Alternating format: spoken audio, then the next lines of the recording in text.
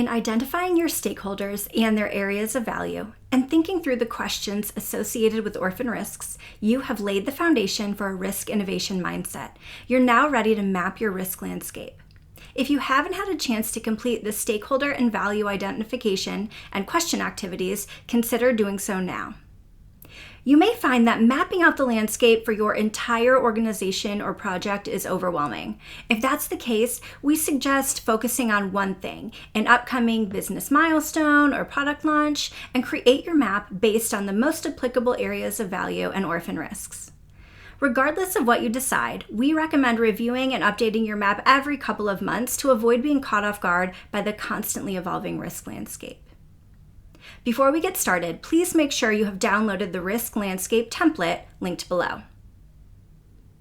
Start by defining your risk landscape.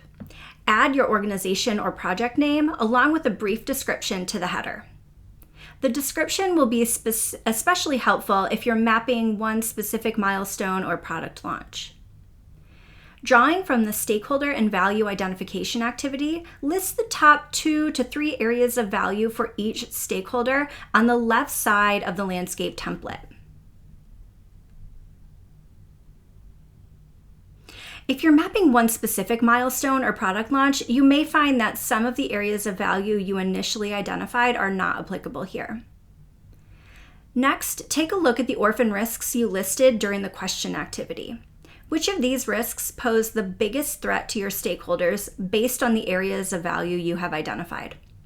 For example, if real-time access to information, transparency, and recognized for technological leadership are most important to your customers, then ethics, perception, and loss of agency are likely to be applicable.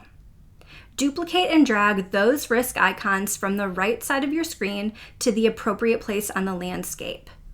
The columns are color-coded to match the orphan risk icons. A key benefit to mapping your risk landscape is the ability to see where orphan risks are most concentrated or where they're notably missing, and which risks threaten multiple stakeholders. Once you have completed your risk landscape, look for risk clusters or risks that impact multiple stakeholders. This will allow you to focus your resources and begin planning.